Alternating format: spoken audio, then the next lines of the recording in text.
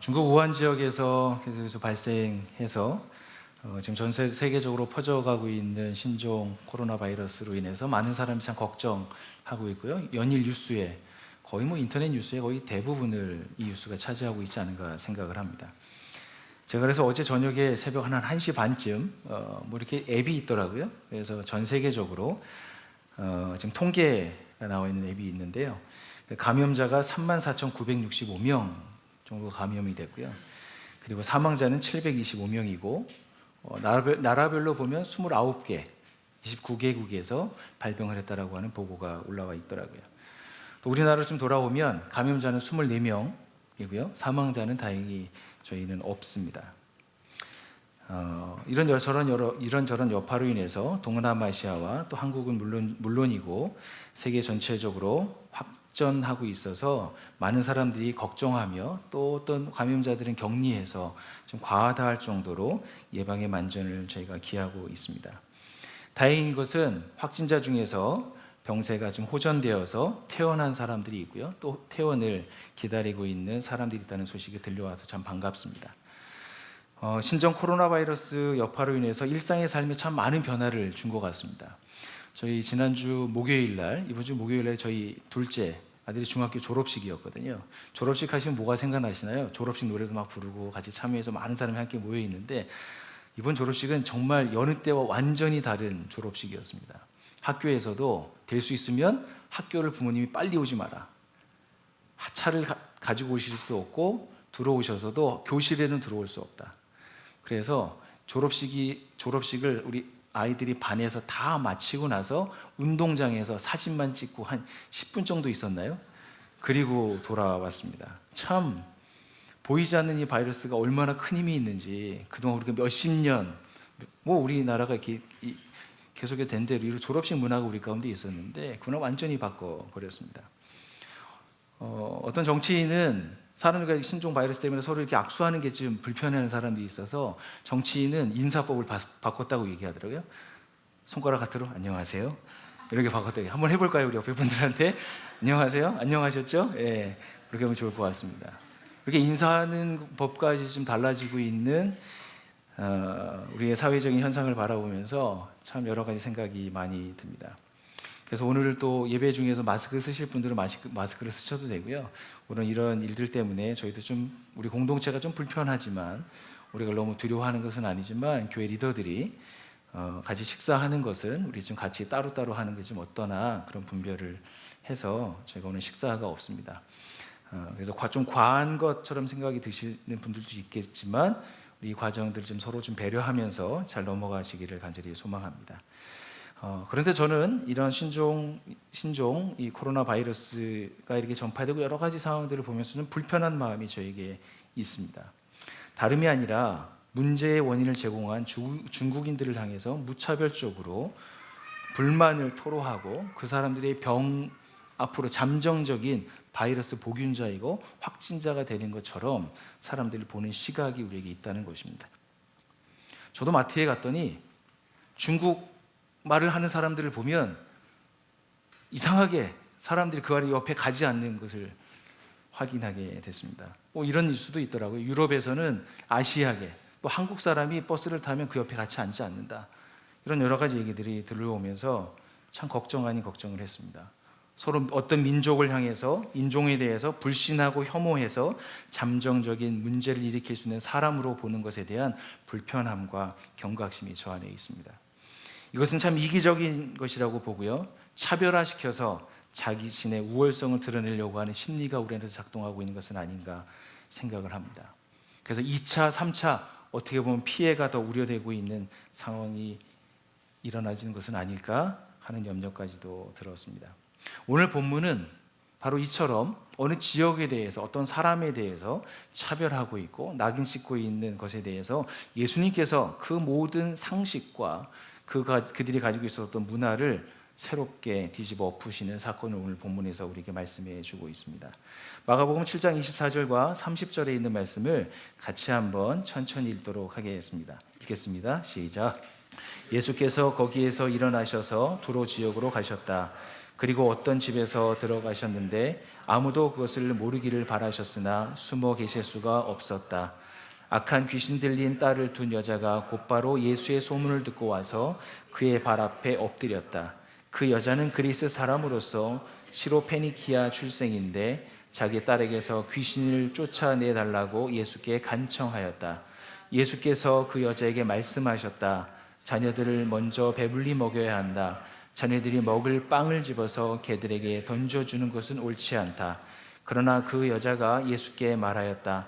주님, 그러나 이 상에 있는 개들도 자녀들이 흘리는 부스러기는 얻어먹습니다. 그래서 예수께서 그 여자에게 말씀하셨다. 네가 그렇게 말하니 돌아가거라. 귀신이 네 딸에게서 나갔다. 그 여자가 집에 돌아가 보니 아이는 침대에 누워있고 귀신은 이미 나가고 없었다. 이 세상의 특징은 어떤 사람보다는 규정을 우선시하는 사회라고 이 본문을 우리에게 이야기해주고 있습니다. 마가복음 7장 1절과 2절 말씀과 5절 말씀에 보면 이렇게 기록되어 있습니다. 바리새파 사람들과 예루살렘에서 내려온 율법학자 몇 사람이 예수께로 몰려왔다. 그들은 예수의 제자들 가운데서 몇 사람이 부정한 손, 곧 씻지 않는 손으로 빵을 먹는 것을 보았다. 여러분, 예루살렘에 있는 바리새파 사람들과 율법 학자들은 예수님의 제자들을 계속 예의주시하고 있었다라고 하는 걸 저희가 상상할 수 있습니다. 그들이 음식을 먹을 때 손을 씻고 먹는지 씻지 않고 먹는지를 주시하고 있다가 씻지 않고 먹었을 때 그것을 꼬투리 잡아서 5절 말씀에 보면 왜 당신들의 제자들은 장로들이 전하여준 전통을 따르지 않고 부정한 손으로 음식을 먹습니까? 하고 예수님께 꼬투리를 잡으려고 예수님께 온 것을 저희가 볼 수 있습니다.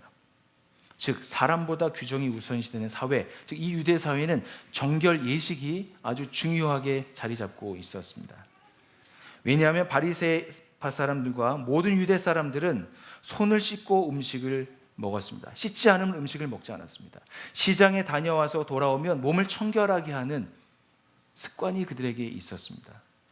저희도 지금 밖에 나가오면 이런 분위기 상황에서 그렇게 행하고 있지 않습니까? 뭔가 비슷하게 이렇게 오버랩 되고 있는 상황으로 이 본문을 보시면 이해가 될 것 같습니다. 또 잔이나 단지나 녹그릇이나 침대도 깨끗이 씻어서 공을 들여서 그들은 청결을 유지했습니다. 이 모든 과정에서 정결 예식에 기초하여서 유대 사람들은 모든 삶과 의식을 그렇게 따라서 살았습니다. 즉 유대인들에게 정결 예식은 아주 중요하고요. 그 모든 것의 기초의 배경에는 하나님의 백성으로서 자기 자신을 깨끗하게 보존하는 데 의미가 있었습니다. 즉 이 세상에 혼탁하고 더러워지는 것으로부터 자신을 보호하고, 둘째는 정체성, 하나님의 백성이라고는 정체성을 지키기 위해서 만들어진 정결 예법이었습니다. 그런데 무엇이나 마찬가지지만 좋은 제도가 처음에는 그 본질을 지키기 위해서 있지만 시간이 흘러가면 어떤가요? 본질은 훼손되고 껍데기만 남게 되지 않습니까? 그래서 껍데기만 남고 본질이 훼손된 이 정결예법은 어떻습니까? 사람을 정죄하고 사람을 찌르는데 사용하고 있습니다. 즉 유대 지도자들은 자신을 깨끗하게 하는 본질을 훨씬 넘어서서 다른 사람들이 정결의 예법의 기준대로 행하는지 감시하고 있다가 그것을 하지 않으면 판단하는 근거를 삼아서 그들을 고발하려고 지켜보고 있었던 것이었습니다. 권력 있는 사람들은 마음에 들지 않는 사람들이 있을 때 법과 규정을 내어놓고요, 그것을 따지면서 사람들을 자신들의 말에, 자신들이 가지고 있는 계획에 동원해서 그들을 막 움직이는 행태를 저희가 많이 볼 수 있습니다. 제가 아주 어릴 때 기억에 박정희 대통령 시절인 것 같아요. 그때는 박정희 대통령의 박자만 꺼내면 쥐두새도 모르게 어디에 끌려간다라고 하는 얘기가 많이 횡행하고 있었던 시대였던 것이었습니다. 저는 그 느낌으로만 알고 있는데 그것을 당하셨던 분들은 얼마나 엄혹한 세월을 사셨을까 생각해 봅니다. 이처럼 정결하라고 하는 예법, 자기를 지키고 하나님의 백성의 정체성을 지키는 좋은 정결 예법의 이 본질은 사라지고 껍데기를 납니까? 어떻습니까? 사람들을 감시하고 그거에 따르는지 안 따르는지 잣대를 잣대로 사용되어지고 있는 것을 봅니다. 그 사회가 어땠을까요? 아주 자유함은 없었을 것이고 화석화된 딱딱한 감시받고 처벌받지 않으려고 하는 그런 모습으로 이 유대인들은 일상의 삶을 저희가 상상할 수 있을 것 같습니다. 그런데 오늘 이 본문에 나와 있는 이 정결 예법을 예수님께서는 그 정결 예법의 장벽을 뛰어넘어서 도전하면서 있으면 새로운 길을 가고 계십니다. 마가복음 7장 24절에 보면 예수님께서 거기에서 일어나셔서 어디로 가셨습니까? 두로 지역으로 가셨다고 말씀하고 있습니다. 유대인들에게 질문을 받으시고 나서 예수님은 그 유대인들과 율법학자들을 떠나서 두로 지역으로 들어가셨습니다. 여러분, 두로 지역은 어떤 곳일까요? 두로는 유대인들에게 아주 싫어하는 혐오의 땅이었습니다. 왜냐하면 엘리야 시대 때부터 이곳은 바알 신을 섬겼던 곳이었습니다. 또한 아합 왕 아시죠? 아합 왕의 아내가 누구였죠? 이세벨입니다. 이세벨의 고향이 바로 이 두로였습니다. 이 두로는 바알 신을 섬기는 본산지였고요. 또 아세라상을 만들어서 유대 민족을 타락하게 만들었던 그 왕비였던 이세벨의 고향이었기 때문에 역사적으로 유대인들은 이 두로를 아주 싫어했습니다. 이방인의 땅이고 죄인의 땅이고 헬라인의 땅이고 이방인을 섬기는 저주받은 땅이라고 낙인 찍었습니다. 그 결과 두로는 유대인들에게서 멸시받는 땅이 되었습니다. 여러분, 이스라엘에게만 이런 홀대가 어떤 낙인 찍는 것이 있을까 한번 생각해 봤습니다. 우리나라에도 있습니다. 조재호 목사님 어느 학교 나오셨나요? 장로님 고향은 어디세요? 그렇죠. 이렇게 하면 얘기가 나오죠. 나랑 고향이 같아. 나 그 학교 나왔어. 학연, 혈연, 지연으로 같이 엮여져서 그 안에 동질감을 갖고 있는 사람들이 함께 모이지만 그렇지 않은 사람들은 어떻게 되나요? 적이 되거나 함께 할 수 없는 사람으로 똘똘 뭉쳐있는 사회 구조를 저희는 잘 보고 있지 않습니까? 어느 학교 출신이다. 그러니까 우리 사회에 아주 팽배하게 작용하고 있어서 사람들은 그 안에서 여러 가지 감정을 경험하고 있습니다. 어떤 사회적인 이슈에 대해서 동의하거나 거부하면 무엇으로 낙인 찍는 문화, 우리에게 아주 익숙한 것이 아닌가 생각을 합니다. 상대를 악으로 낙인을 찍으면 공동체는 갈라지게 되고요. 서로 정죄하게 되고 판단하고 편을 가르게 되면서 어떻게 됩니까? 공동체는 무너지게 되어 있습니다. 좀 더 확대해서 볼까요? 저도 대한민국의 한 국민으로서, 한 시민으로서 일본이 행했던 만행에 대해서 저는 분개하고 분노합니다. 그러나 그 일본이라고 하는 그 나라 자체를 우리가 낙인 찍어서 섬이 빨리 가라앉아서 몰살했으면 좋겠다라고 하는 이런 언론의 댓글들을 바라보면서 섬뜩할 경우가 한두 번이 아닙니다. 제가 최근에 어떤 책을 보기 위해서 서론을 부분을 한번 읽었는데요. 그분이 1980, 90년도 중반에 일본으로 유학을 원래 결정해서 가려고 하진 않았지만 일본으로 잠시 좀 체류했다가 이제 유럽으로 가려고 마음을 먹었다고 얘기합니다. 일본에 도착을 해서 집을 구해서 그 집에 이제 들어가서 이제 주인에게 인사를 하고 저는 한국에서 온 누구누구입니다.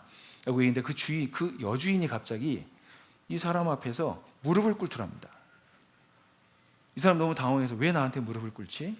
근데 그 여주인이 우리 민족이, 우리 일본이 당신의 나라에 침범해서 위안부를 만들고 사람을 많이 죽여서 우리가 당신의 나라에 큰 죄를 저질렀습니다. 사죄합니다.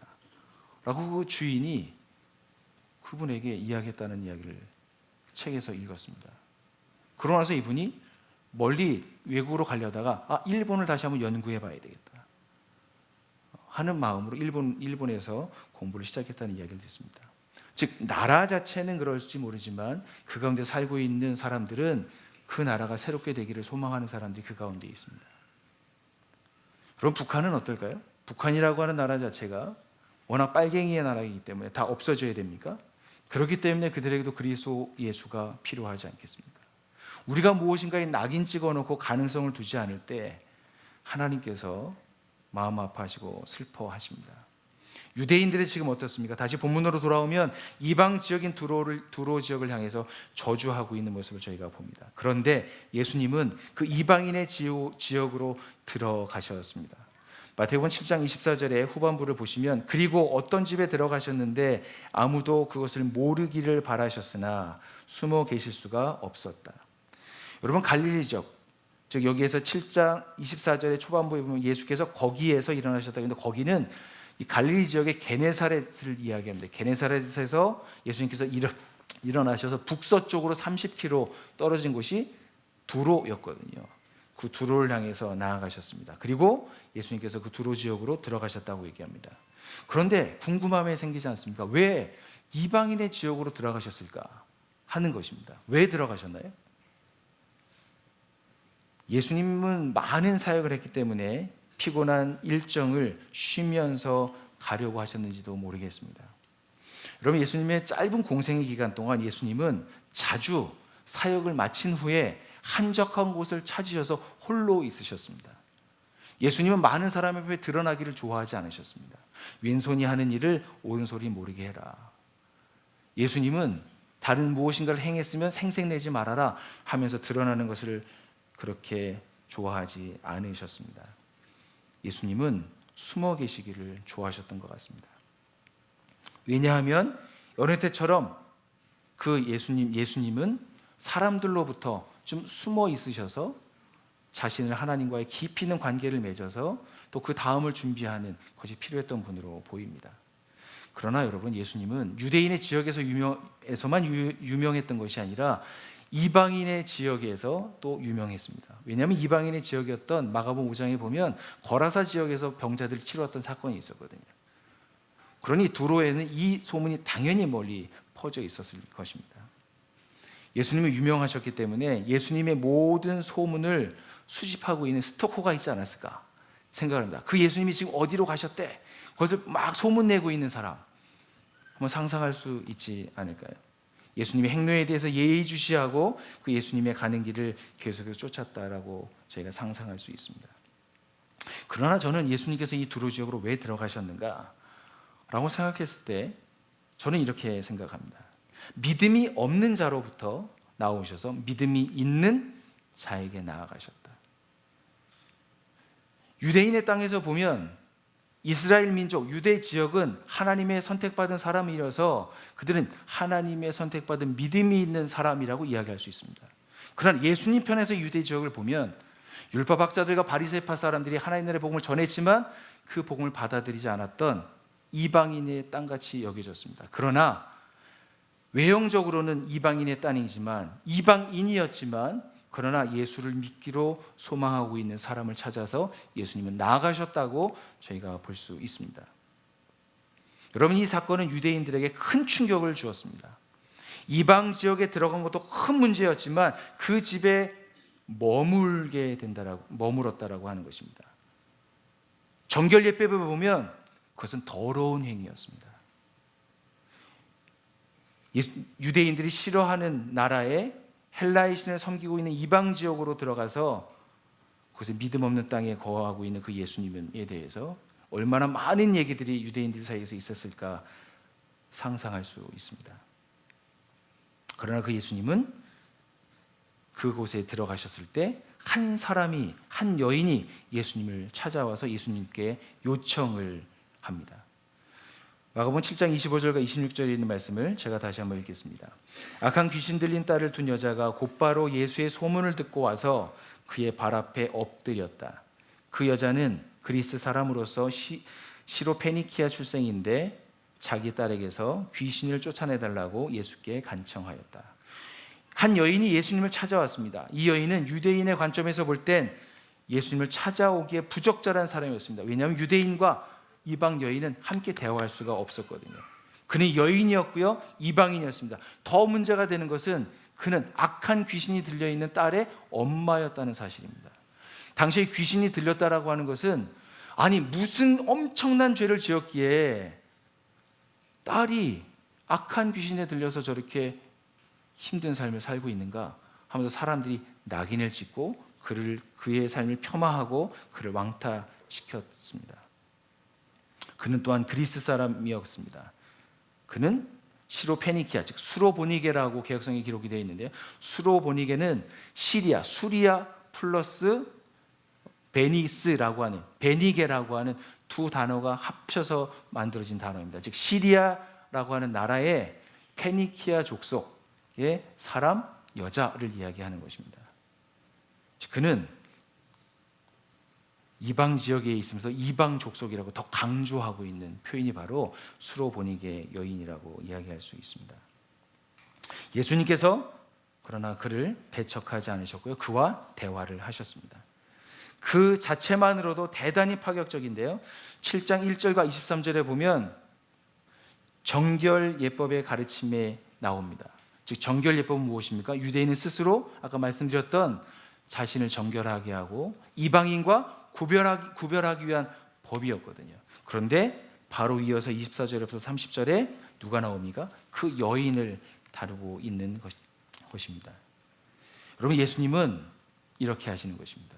아무리 정결예법이 우리의 정체성을 지켜준다 한다 할지라도 이방 지역에 하나님 나라의 복음을 전하는 데 장애가 있다면 그 정결예법, 유대인의 전통을 내리누르고 깨고 새로운 방식으로 나아가고 있는 예수님의 모습을 저희가 이 가운데서 만날 수 있습니다. 즉 그들이 가지고 있는 고정관념과 상식을 깨고 예수님께서는 이방인의 지역으로 나아가고 계셨던 것입니다. 이 여인의 행동을 한번 집중해서 한번 살펴볼까요? 여인은 예수님의 이 두로 지역에 오셨다, 어느 집에 들어가셨다라고 하는 얘기를 듣고 곧바로 발 앞에 예수님께로 달려가서 엎드렸습니다. 그리고 그가 가지고 있는 진짜 소원이었던 자기 딸에게서 귀신을 쫓아내달라고 예수님께 간구합니다. 여러분, 그녀의 행동은 아주 절박했고요, 간절했습니다. 동시에 예수님에 대한 강한 확신과 신뢰를 저희가 이 본문에서 엿볼 수 있습니다. 그녀의 행동은 예수님을 향한 경배였고 예배였고 간절한 요청이었습니다. 여러분, 우리 인생을 살다가 보면 이 여인과 똑같은 상황은 아니지만 사람들로부터 소외당하고 인생의 큰 문제를 겪을 때가 있습니다. 그래서 전전긍긍하게 되고 해결의 실마리를 찾지 못해서 당황하는 경우가 있겠죠. 제가 한 20년 훨씬 더 된 것 같습니다. 20년 전에 개척교회에서 함께 사역을 하고 있을 때였던 것을 기억을 합니다. 크리스마스 이브를 준비하고 있는 저녁이었거든요. 늦은 저녁 한 11시 가까이 됐던 걸로 기억을 합니다. 그때 저희 교회에 나오고 있는 중학교 2학년 우리 여자애가 교회로 전화를 했습니다. 그 늦은 밤에 전화가 왔기 때문에 목사님이 전화를 받으시고 급하게 갑자기 우리 다 같이 가자 얘기를 해서 그 집으로 저희가 갔습니다. 그 집은 이렇게 공장이었는데요. 펜시 같은 거나 이런 것들을 다 이렇게 널려져 있는 것들을 다 모아서 이렇게 완성품으로 만들어서 이렇게 납품을 하는 그런 공장이었거든요. 그래서 지하로 내려가야 되고 공장 옆에 집이 이렇게 꾸며놔서 이렇게 집이 있었거든요. 엄마와 아들과 딸이 3명이서 살고 있었습니다. 근데 평상시처럼 누구누구 집사님 하면서 문을 열고 딱 들어가는데 갑자기 들어오지 마! 나가! 소리를 처음 들어보는 목소리에 소리를 하면서 외쳐서 이야기를 했습니다. 뭔가 문제가 심상치 않다. 아들 같다는 저기서 두려워서 벌벌 떨고 있는 모습이 보였고요. 그래서 같이 갔던 목사님과 사모님과 전사님과 제가 함께 같이 찬송을 부르고 같이 성경을 읽고 기도하기 시작을 했습니다. 그래서 어느 정도 이분이 좀 잠잠해진 것 같았어요. 그래서 사모님이 예수님은 누구누구누구의 주인이십니다. 이렇게 한번 따라해 보세요 라고 이야기했거든요. 그랬더니 그 얘기를 하는 순간 갑자기 얼굴 표정이 바뀌고 덤벼들어서 막 뭔가 제압을 할 정도의 위협을 주는 그런 모습으로 달려들었습니다. 그래도 같이 찬양하고 같이 기도하고 하는 과정을 통해서 이분이 그냥 정신적인 문제가 있는 것이 아니라 이 인격이 뭔가에 사로잡혀 있구나 하는 것을 저희가 알 수 있었습니다. 그래서 같이 더 기도하고 같이 성경을 읽고 하는 과정들을 통해서 그 집사님이 나중에는 사탄아 예수 그리스도의 명함에 물러가라 라고 하는 이야기를 그에게 외쳤는데 그가 한 말이 지금도 귀에게 생생합니다. 나를 여기에서 나가게 말게 해주세요. 여기서 거하게 해주세요. 이 사람이 나한테 술도 주고 담배도 주고 내가 좋아하는 모든 것을 주는데 나는 밖에 나가면 살 수가 없어요. 예수님이 오시는 때가 얼마 남지 않은 것을 알고 있는데 여기서 살게 해주세요. 섬뜩한 얘기를 그가 하는 들었는데 우리 집사님의 목소리가 아니었어요. 모두 다 같이 예수 그리스도의 이름으로 그의 권세를 물리치고 그러고 나서 안정이 됐습니다. 이 사건을 바라보면서 저에게 지금도 생생하게 기억이 나는 것은 귀신 들림과 정신병은 잘 분별해야 합니다. 그런데 한 인격을 사로잡고 있는 그 기세등등한 그 모습은 지금도 제가 지금도 생각하면 지금 소름이 끼칠 정도의 그런 것으로 제 기억에 함께 남아 있습니다. 그때 저는 되게 중요한 한 가지 경험을 했습니다. 여러분 시편은 시잖아요. 시가 아닌가요? 근데 시편을 들고 시편을 읽는데 하나님의 말씀 그 읽지 말라고 막 뺏으려고 하는 그런 난리에 난리를 쳤었던 제가 기억이 있습니다. 나중에 좀 시간이 가서 집사님께 여쭤봤더니 그 문 앞에 할아버지 되는 사람이 검은 옷과 갓을 쓰고 자기 앞에 들어 나랑 같이 가자고 하는 소리 때문에 소리치고 했다라고 하는 이야기를 나중에 들었습니다. 얼마 전에 그분이 잘 그래도 교회 다니면서 신앙생활 하고 있다는 얘기를 들어서 좀 마음의 안도를 갖기도 했습니다. 여러분 이처럼 우리가 살아가는 세상에는 우리가 생각하지도 기대하지 않았던 극단적인 일을 경험할 때가 있습니다.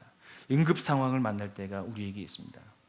이런 비슷한 인생의 바닥을 경험할 때 우리를 방문하시고 찾아오신 예수님을 만날 수 있는 절호의 기회라고 하는 것을 저희는 잘 기억했으면 좋겠습니다.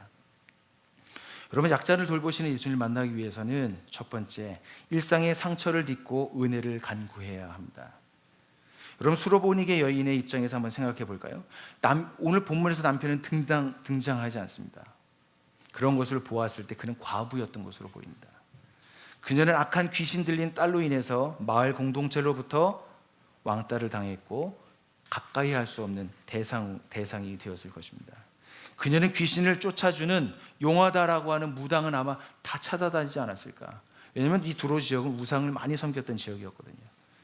그래서 돈도 많이 탕진해서 가난한 형편에 되었을 수 있을 거라고 생각합니다. 엄마라는 이유 하나만으로 딸을 버릴 수 없어서 그를 간호했고 귀신이 나가기를 정말 예언하면서 사방을 돌아다녔을 것입니다. 가히 짐작컨대 이 여인의 심신도 탈진 상태였을 것이고 여러 가지 문제가 그에게 있지 않았을까 생각이 됩니다. 그런데 어느 날 그때 그 여인에게 소식이 들려왔습니다. 유대인에서 귀신을 쫓아내고 병을 치유하는 예수가 두로 지역으로 들어오셨다. 누구네 집으로 들어가셨대. 그 정보를 듣고 나서 그 여인은 곧바로 달려가서 예수의 발 앞에 엎드려서 내 딸의 귀신 들리는 것을 쫓아주십시오 라고 간청하게 된 것이었습니다. 그렇게 와서 예수님께 간청했다면 예수님은 어떻게 반응해야 됐을까요? 생각해 보십시오. 그런데 예수님은 7장 27절을 한번 보실까요? 공감해 주기는커녕 아주 냉담하고 부정적으로 이야기합니다. 같이 한번 읽어볼까요? 시작. 예수께서 그 여자에게 말씀하셨다. 자녀들을 먼저 배불리 먹여야 한다. 자녀들이 먹을 빵을 집어서 개들에게 던져주는 것은 옳지 않다. 이 본문에 예수님께서는 이야기합니다. 자녀들에게 줄 것을 개들에게 주지 않는다. 이 여자를 뭐로 표현한 건가요? 개들라고 표현한 것입니다. 개들. 헬라어 원어에는 이것을 개라고 하는, 여기서 점잖게 표현했지만 개 플러스 새끼입니다. 주인이 먹어야 되고 아들이 먹어야 되는 것을 개 새끼들에게 주지 않는다 라고 예수님께서 아주 차갑고 매몰차게 그 여인에게 말씀하셨습니다. 내가 알고 있는 예수님 맞나? 어떻게 이렇게 인격적인 모독적 발언을 예수님께서 하셨을까? 기가 막히다. 저는 다시 한번 읽고 생각해 보았습니다. 그러나 그 뒤에 부분에 가서 보시게 되면 이 말은 사실은 예수님께서 그 여인을 훈련하기 위한 수사적인 의도가 있다는 것을 저희가 이해하고 넘어가야 할 것으로 보입니다. 여인은 그 이야기를 듣고도 물러서지 않았습니다. 그녀는 자신을 개로 간주했습니다. 그리고 예수님의 전제까지도 그는 수용했습니다. 그에게 상처가 되었겠죠. 그러나 거기서 머물지 않습니다. 오히려 그 상처를 딛고 통찰력 있는 결론을 내리면서 예수님께 다시 한번 말씀드립니다. 28절입니다. 그러나 여자가 예수께 말하였다. 주님, 그러나 개들은 자녀들이 흘리는 부스러기를 얻어 먹습니다 라고 말합니다. 여러분, 부스러기가 얼마나 떨어지길래 개들이 그것을 먹는다는 얘기인가? 여러분, 빵을 드실 때 부스러기를 많이 해서 떨어뜨리시나요? 여기서 부스러기는 유대인의 식습관을 잘 이해할 때 제가 잘 알 수 있습니다. 유대인들은 이게 빵이 있으면 빵을 이렇게 찢어서 먹습니다. 찢어서 그냥 먹지 않고요, 여러 가지 그 양념을 곁들이는데 향신료가 있어요. 올리브에 뭘 넣어서 먹고 이렇게 하거든요. 그러면 찍어서 먹고 나면 이 손에 뭐가 묻나요? 기름도 묻고요, 빵가루도 묻겠죠. 그럼 이걸 뭐라고 그러냐면 부정 탔다, 더러워졌다고 얘기합니다.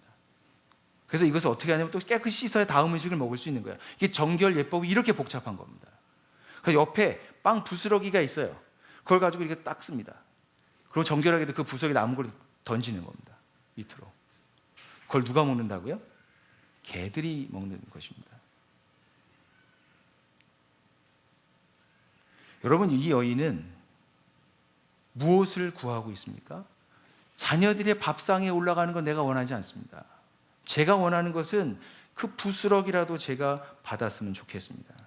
예수님 앞에서 철저히 자신을 낮추고 겸손한 자세로 나아갑니다. 동시에 예수님은 이방인을 구원하실 분이시고 내 딸을 악한 귀신으로부터 놓아줄 수 있는 유일한 분이시라고 하는 확신으로 그분께 이렇게 말씀드리고 있는 것입니다. 여러분, 주님과 영적으로 저희가 가까운 시간을 가질 때가 우리가 많지 않습니까? 그러나 종종 어느 때는 주님과 멀어지게 되고 서먹하게 되고 더 이상 가까이 할 수 없을 때 우리는 낙심하고 좌절할 때가 있습니다. 그러나 다시 우리가 생각해야 되고, 내가 주님께로 나아가는 것만 생각하는 우리의 시각에서 우리는 잠시 벗어나서 나를 향해서 찾아오시는 예수님을 다시 한번 저희가 기억하고 생각해 보셨으면 좋겠습니다. 내게 와서 문을 두드리고 계시는 예수님, 나의 이름을 부르시면서 찾고 계시는 예수님, 나와 함께 다시 교제하자, 너 나와 함께 다시 살자 라고 하는 주님의 음성을 저희가 잘 기억했으면 좋겠습니다. 예수님의 별명이 무엇입니까? 임마누엘이시죠. 하나님이 우리와 함께 하신다. 어디를 가나 우리 주님께서는 우리를 붙들어 주시고 상처와 소외를 딛고 일어서서 모든 자신의 능력의 한계를 뛰어넘어서 주님과 함께 할 수 있도록 우리를 도와주시는 분이 바로 우리 주님이십니다.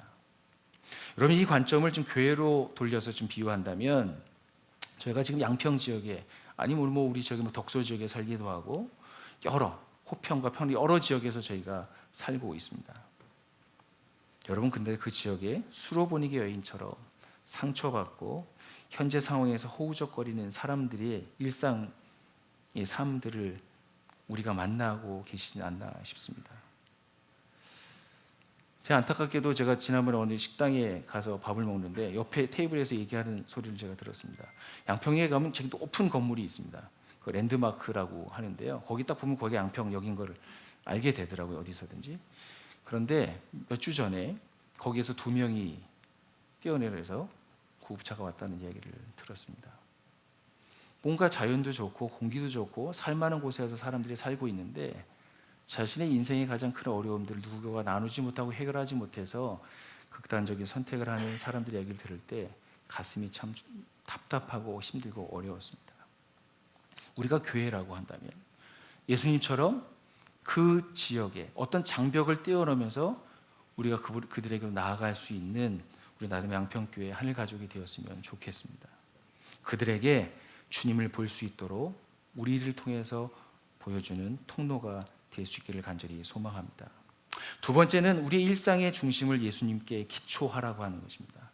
다시 28절을 제가 한번 읽겠습니다. 그러나 그 여자가 예수께 말하였다. 주님, 그러나 상 아래에 있는 개들도 자녀들이 흘리는 부스러기를 얻어 먹습니다. 여기서 중요한 이 여인의 고백이 있습니다. 그녀는 예수님을 뭐라고 고백하고 있나요? 주님이라고 고백하고 있습니다. 이 호칭은 예수님의 권위에 대해서 그 여인이 이해하고 있고 알고 있는 모든 것을 의존해서 예수님을 향해서 간절히 부르고 있는 이름입니다. 주님이라고 하는 것입니다. 즉 역사적으로 소외되고 이방인이었지만 그 여인은 언젠가 예수 메시아에 대한 소식을 그가 들었던 것 같습니다.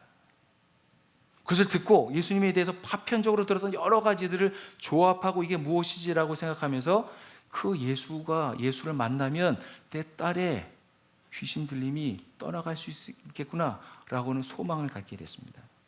낙담했던 자리에서 예수님에 대한 이해와 자세가 달라졌을 때 그의 삶의 중심은 예수님을 만나야겠다, 그분께로 나아가야겠다라고 하는 확신을 얻게 된 것 같습니다. 같은 병행 구절이라고 할 수 있는데요, 마태복음 15장 21절에 있는 말씀에 보면 동일한 본문이 다르게 좀 표현되어 있습니다. 같이 한번 읽겠습니다. 시작. 마침 가나안 여자 한 사람이 그 지방에서 나와서 외쳐 말하였다. 다윗의 자손이신 주님, 나를 불쌍히 여겨 주십시오. 내 딸이 귀신이 들려 괴로워하고 있습니다. 여기에서 이 여인은 예수님을 향해서 주님이라고 앞에도 무슨 표현을 하고 있나요? 다윗의 자손 주님이라고 하는 표현을 하고 있습니다. 이 다윗의 자손이라고 하는 표현은 이스라엘 민족이 가지고 있었던 메시아에 대한 소망을, 그 대명하고 있었던 소망을 이 여인도 갖고 있었다라고 하는 뜻입니다. 즉 다윗 왕에게 약속된 후손이 바로 예수 메시아라고 하는 것을 그 여인은 알고 있었다라고 하는 것입니다. 이분은 내 인생의 문제를 회복할 구원자이시다. 예수님은 예수님은 하나님의 아들로서 이해해야 되고 그분을 내 삶의 중심으로 모셔드리고 있는 여인의 모습을 보게 됩니다. 즉 예수를 삶의 중심에 두는 예배, 그 예배를 통해서 하나님 앞에서 내가 어떻게 나아가야 하는 것인가, 그 마음의 진정성 있는 태도로 예수님께로 나아가고 있는 모습을 봅니다. 여러분 지금도 하나님께서는 신령과 진정으로 하나님을 찾는 사람들을 지금도 찾고 계십니다. 여러분 혹시 소리굽새라고 한번 들어보셨나요? 소리굽새? 뭐 할 때 사용하는 거죠? 제가 찾아보니까 U자형 모양으로 이게 막대기가 있고 U자형 모양으로 되어 있는데 이게 땡 치면 이렇게 소리가 나게 되는 거거든요. 이건 피아노 조율할 때 쓴다고 얘기하더라고요. 이 음을 딱 해서 딱 대고 어떤 줄을 맞추고 난 다음에 오른쪽으로 또 왼쪽으로 가면서 그 중심에 따라서 피아노 전체를 조율한다고 얘기합니다. 그럼 아름다운 이제 반주가 그 가운데서 나오게 되겠죠. 이 소리굽새가 처음에 맞춰지는 음이 A 음입니다. A 음. 그 A 음을 중심으로 모든 오른쪽과 그 왼쪽에 있는 음들이 한 옥타브씩 해서 맞춰지면서 전체 아름다운 소리를 내게 되겠죠. 여러분 우리의 삶이 어디에 맞춰 있느냐, 우리의 무질서한 삶, 균형이 깨진 삶, 여러 가지 고민들, 어디서부터 실타를 찾아야 될지 모를 때 우리 삶의 중심을 예수님께 두시기를 간절히 소망합니다. 여러분 이 세상에 있는 삶은 닫힌 세계관을 갖고 있습니다. 신이 없다라고 하는 전제를 가지고 사람들은 살고 있습니다. 세상에 있는 모든 학문, 인문학을 비롯한 모든 과학은 신은 세상에 존재하지 않는다라고 하는 이야기로 사람들에게 가르치고 그들이 그 학습을 할 수 있도록 돕고 있습니다. 그러나 성경은 열린 세계관을 말합니다. 즉 초자연적인 존재가 있고 자연 속에서 우리가 이 세상에 살고 있는 우리의 삶에 그 신이 개입하고 계신다라고 하는 것이죠. 여러분 예수님은 삶의 중심에 두는 삶은 인생의 반전을 예약하는 것과 같습니다. 여러분의 삶을 어디에 예약하고 계신가요? 어디에 삶의 기초를 중심으로 두고 여러분의 앞으로의 미래의 삶을 펼쳐나가고 계신가 한번 묻고 싶습니다. 말씀에 지금 결론을 맺도록 하겠습니다. 요즘 하나님 앞에서 제가 수시로 기도하는 기도의 제목이 있습니다. 그는 저를 불쌍히 여겨주십시오. 긍휼히 여겨주십시오. 라고 하는 것입니다. 교회를 긍휼히 여겨주십시오. 불쌍히 여겨주십시오.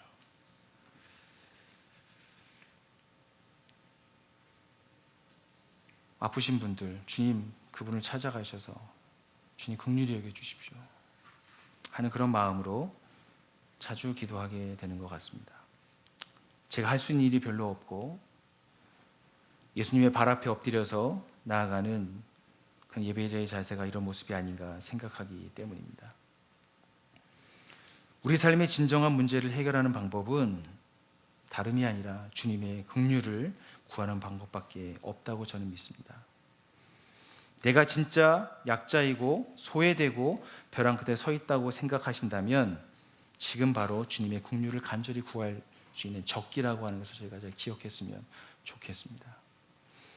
즉 수로보니게 여인이 자신이 가지고 있는 문제와 어려움을 가지고 예수님께로 나아갔던 것처럼 우리도 다윗의 자손 주님 저를 불쌍히 여겨 주십시오. 그것이 약자인 소외된 자인 우리 모두가 주님의 돌보심을 받는 유일한 비결이라고 저는 믿습니다. 그 은혜를 우리 나눔의 양평교회 가족들이 나도 누리고 함께 서로 누리게 하는 은혜가 있기를 간절히 소망합니다. 같이 1분간 침묵하고 하나님 앞에 나아가도록 하겠습니다.